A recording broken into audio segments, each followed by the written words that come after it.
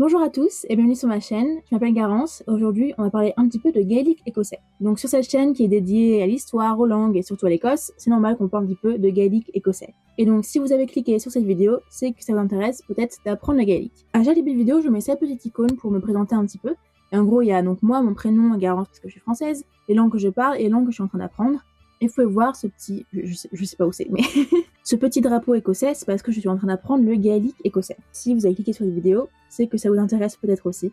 Et donc aujourd'hui, je vais vous parler un petit peu de comment j'apprends le gaélique et avec quelles ressources. Avant de plonger dans le vif du sujet, je vais vous parler un petit peu du gaélique, qu'est-ce que c'est, comment personne le parle, et après on ira dans comment l'apprendre en tant que français. Le gaélique écossais, c'est une langue celte qui est parlée donc en Écosse, principalement des Highlands. C'est dérivé de la branche des langages celtes comme l'irlandais, comme le breton. Quand vous êtes en France, en Bretagne, ils parlent le breton, c'est un dialecte là-bas. Et ben, le gaélique écossais, c'est un peu la même chose. En anglais, ça se dit Scottish Gaelic, mais il y a aussi le gaélique irlandais, mais en fait là-bas ils appellent ça l'Irish, le irlandais. Et du coup, voilà, faut bien faire la différence quand je dis gaélique en anglais. L'Irish, en français, on appelle ça du gaélique irlandais, et là on appelle ça du gaélique écossais. Mais du coup, en anglais, il n'y a pas cette différence, c'est l'Irish et le gaélique. Donc là, quand je parle de gaélique, c'est vraiment la langue qui est parlée en Écosse. Le gaélique, en fait, c'est aussi un dérivé de l'Irish. Ces langues se ressemblent beaucoup, et donc c'est vrai que des fois, on peut les confondre. Mais en gros, le gaélique a été importé depuis l'Irlande au 5e et 6e siècle à peu près. Donc c'est une très ancienne langue qui n'est plus beaucoup parlée à l'heure actuelle. Le dernier recensement qui a eu lieu pour les personnes qui parlent le gaélique en Écosse, c'était en 2022 et il y avait presque 70 000 personnes, ce qui fait 1,1% de la population écossaise. Alors que par exemple, en 1891, on avait pratiquement 255 000 personnes, soit 6,3% de la population écossaise. Donc l'apprentissage et le parler du gaélique en fait a bien chuté.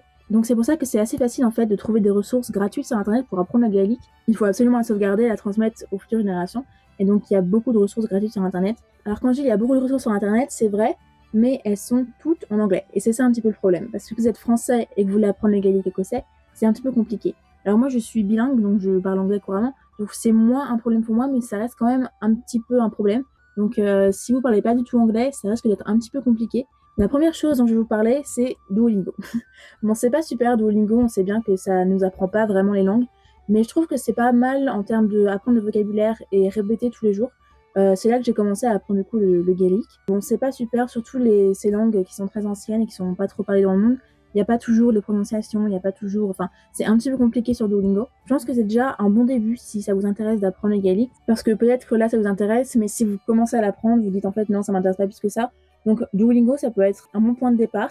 Bien sûr, je vous recommande pas de rester que sur Duolingo, pas que pour le gaélique, mais pour toutes les langues. Comme j'ai dit, Duolingo, ça peut être un bon point de départ pour apprendre le vocabulaire et pour le répéter tous les jours, mais ça ne va pas vous apprendre une langue. Pour commencer, pourquoi pas Duolingo? C'est là que j'ai commencé et c'est là que je me suis de plus en plus intéressée à la langue. Mais si vraiment ça vous intéresse d'apprendre cette langue, vraiment, il faut pas rester sur Duolingo.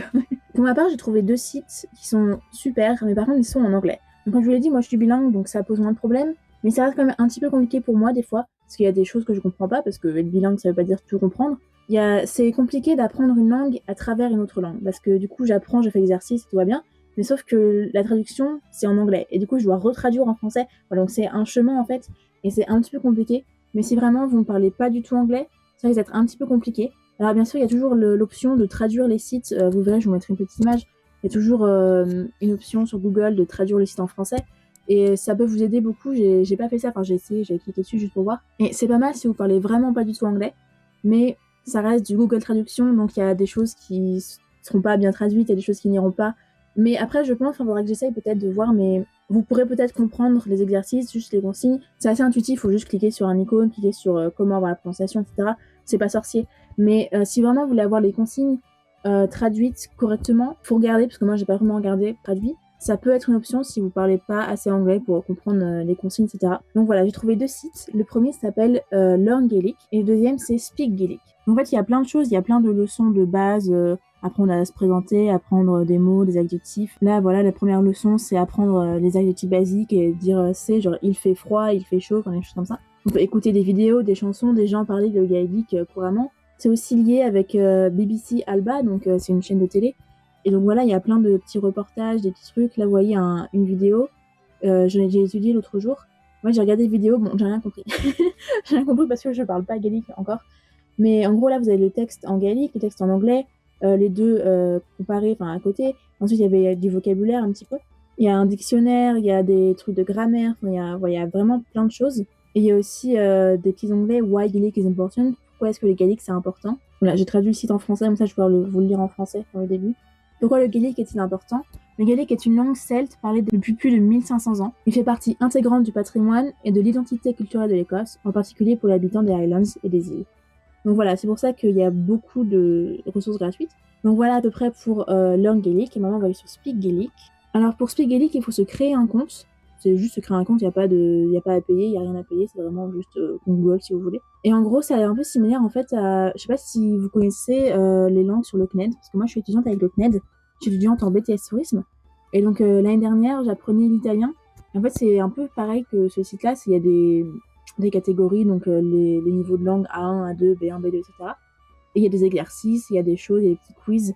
Et c'est assez similaire du coup au CNED, donc si vous connaissez cette méthode-là et si ça marche pour vous, bah, c'est vraiment pareil ici. L'année dernière, j'ai beaucoup progressé en italien avec les exercices de CNED, la façon dont c'était fait. Et donc là, c'est un peu pareil. Et donc c'est super, c'est des petites leçons, elles sont assez courtes à faire, après vraiment 5-10 minutes.